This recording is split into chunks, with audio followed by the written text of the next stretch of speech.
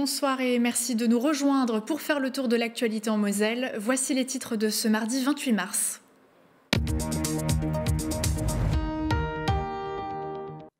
Découvrez la réhabilitation de l'ancien site de l'usine sidérurgique de Romba. Les porteurs de projets ont inauguré l'espace Cap Horn, premier bâtiment de la nouvelle zone d'habitation et d'activité de 500 hectares. Avec 45% de ventes physiques en 2022, le vinyle est l'un des supports les plus écoutés à notre époque. Va-t-il détrôner le CD? État des lieux dans cette édition. Le livre aussi reprend du service du 14 au 16 avril. 180 auteurs et 70 événements vous attendent pour la 36e édition du festival Livre à Metz, sur le thème cette année du vertige. Côté ciel, la météo de mercredi, ça sera nuageuse avec 4 à 5 degrés le matin, mais les éclaircies vont s'imposer ensuite avec 18 degrés au plus haut. Le député Renaissance de la première circonscription de Moselle, Belkir Belhaddad, nous rejoindra dans quelques minutes pour cette 10e journée de mobilisation contre la réforme des retraites. L'élu reviendra sur la colère des citoyens et le choix de voir aboutir une réforme très contestée. Tout de suite, place à l'actualité.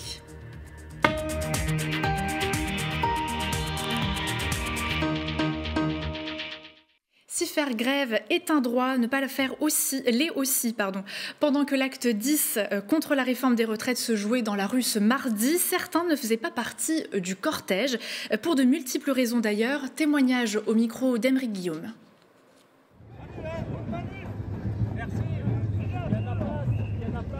Alors que le gouvernement a engagé l'article 49.3 de la Constitution pour faire adopter son projet de réforme des retraites, les rues continuent de rassembler du monde.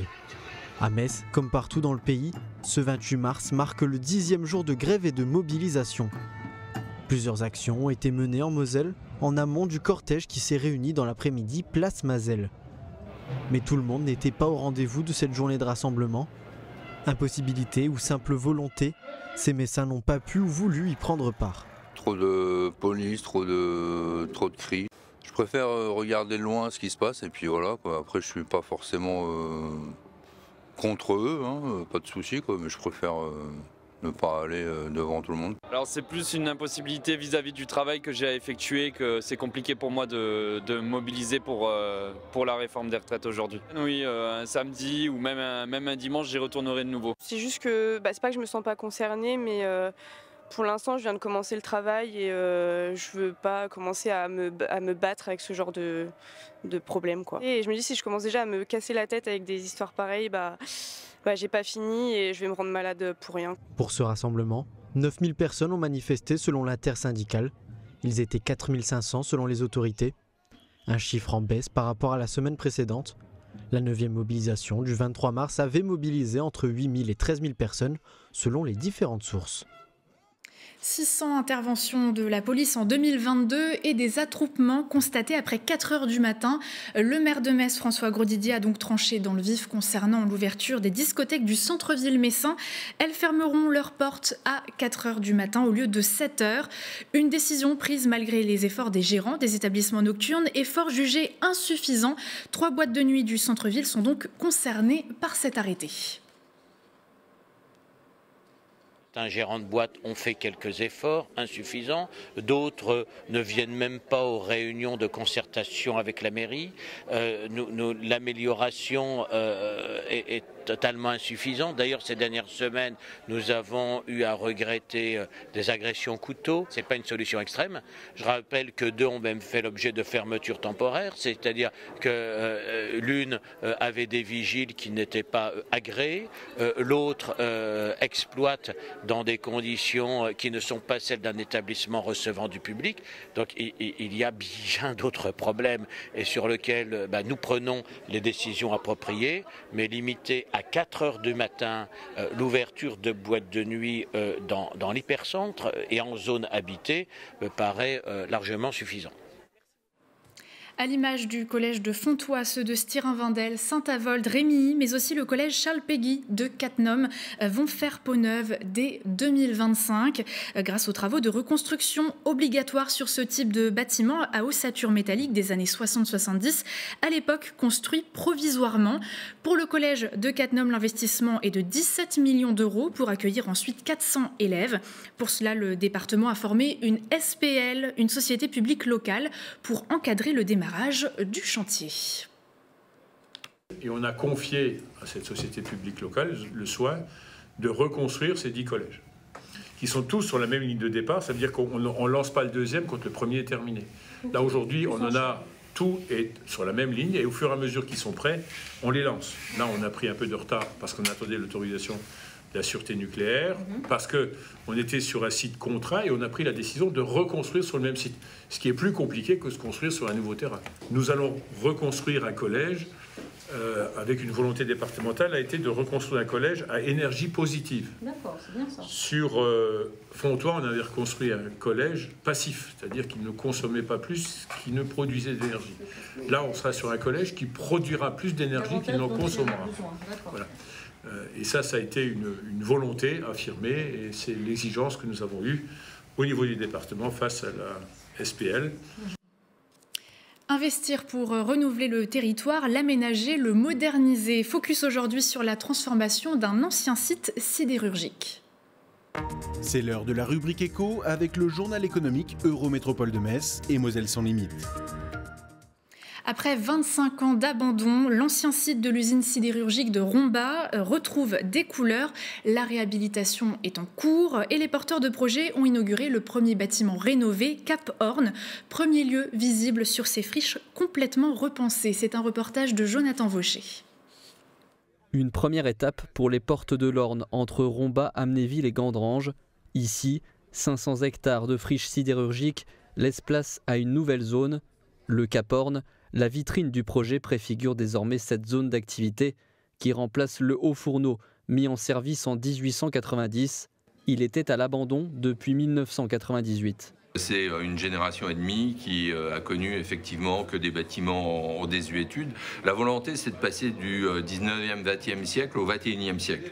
Nous avons des atouts, le foncier, nous avons des bâtiments qu'il faut restaurer, et c'est donc de repartir, de rebondir vers le 21e siècle en ayant toutes les atouts, toutes les possibilités pour effectivement reprendre un nouveau départ.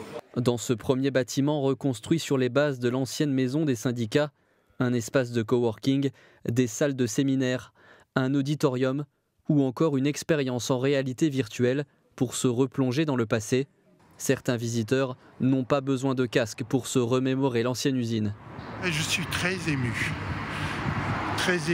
parce que je suis là où je me suis beaucoup amusé. J'ai beaucoup couru dans la cour qu'il y avait ici, on ne la voit plus, mais il y avait une grande cour.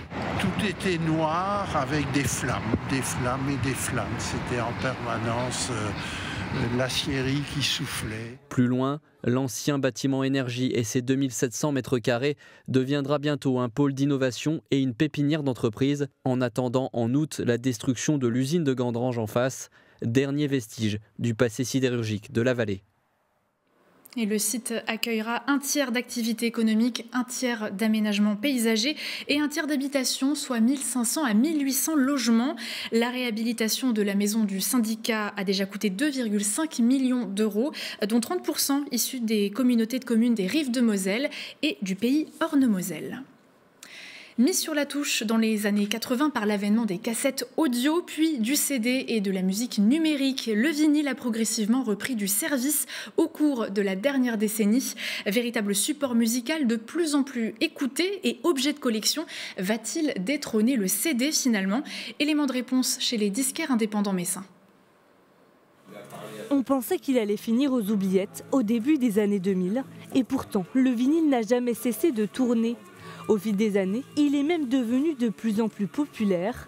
À la face cachée, la vente des vinyles représente 60% des ventes. Jusqu'en 2010, ça n'a fait que monter. Puis après, à partir du moment où il y a eu cet événement qu'on appelait le Record Store Day, Il y a eu vraiment une espèce d'engouement et chaque année c'était toujours plus surprenant, toujours plus de disques qui étaient produits, toujours plus de gens qui en achetaient, jusqu'à aujourd'hui où on a atteint des sommets qu'on a rarement vus depuis les années 80. Même constat à Discover, spécialisé dans la seconde main.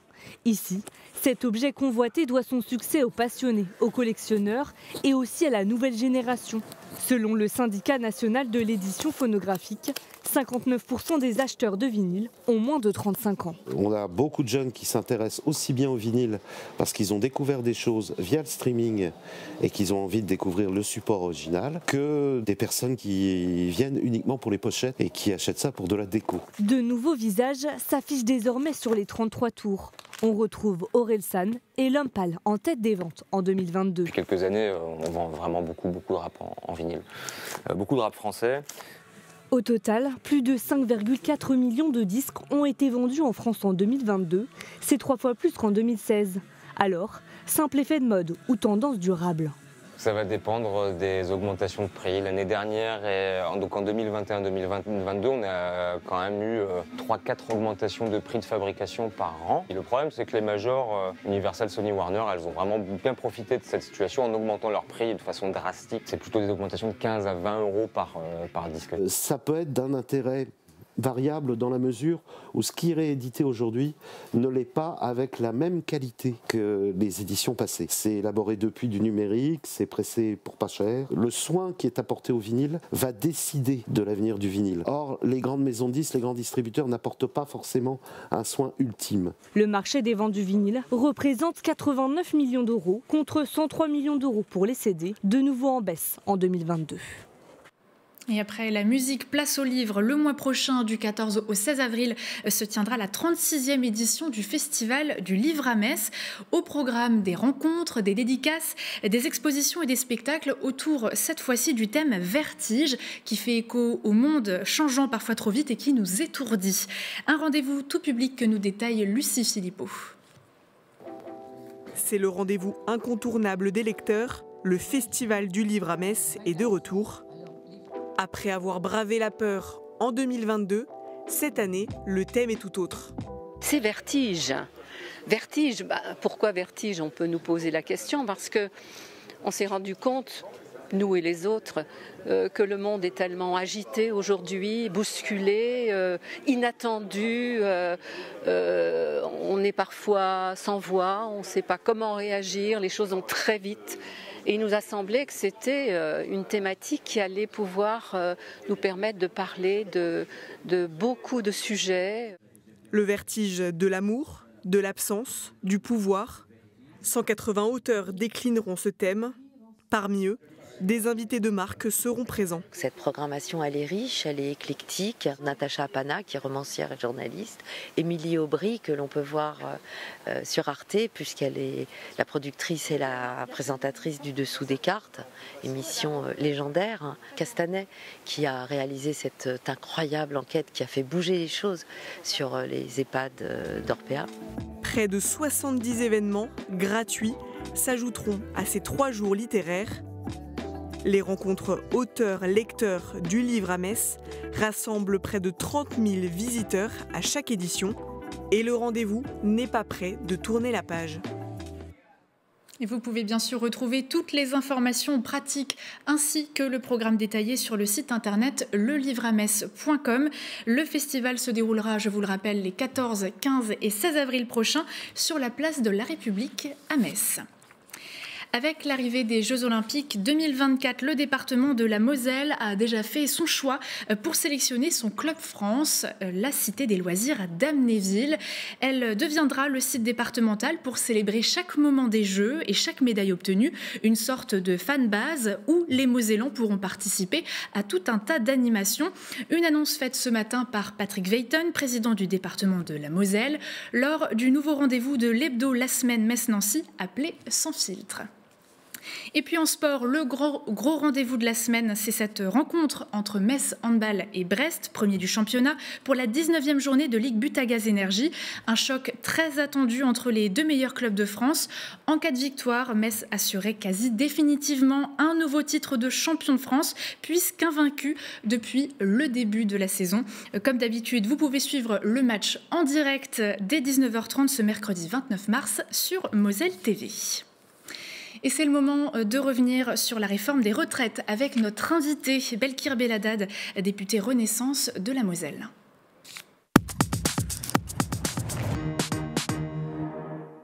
Belkir Belhaddad, bonsoir. Bonsoir. Merci de nous rejoindre déjà dans un premier temps. En tant que député de la majorité présidentielle, vous avez un regard forcément particulier sur la réforme des retraites. On l'a dit dans cette édition, une première mobilisation le 19 janvier dernier et nous voilà à la fin d'une 10e journée de grogne malgré l'adoption de la réforme. Vous comprenez la colère grandissante des citoyens ? Bien sûr, je l'ai dit à plusieurs reprises qu'on ne pouvait pas être sourd à ce mécontentement, à cette volonté de ne pas prendre un certain nombre de propositions de cette réforme des retraites, dont celle de l'âge. Par contre, ce qui m'interpelle beaucoup et ce qui quelquefois me révolte, ce sont les violences qu'on a pu voir ici pour là, mais qui restent minoritaires, bien entendu, mais que je condamne complètement, notamment envers des élus et les députés que je suis.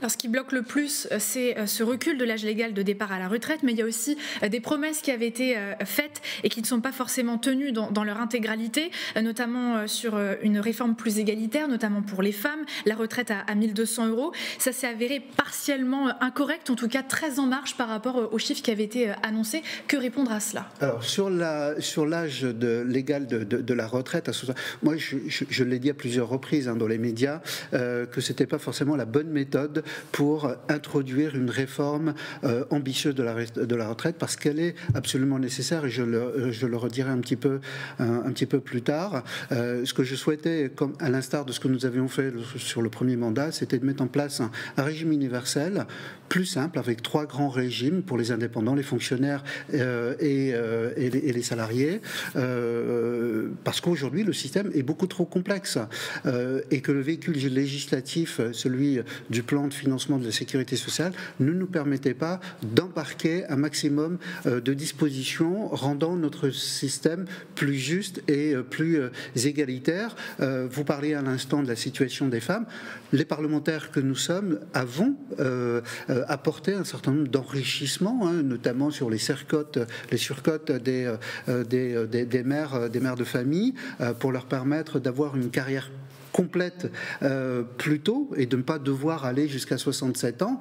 Voilà, c'est une mesure qui a permis d'être enrichie dans le texte. Sur les 1 200 €, je pense qu'il aurait fallu effectivement une étude d'impact qui permette de démontrer qu'elle puisse toucher un maximum de personnes.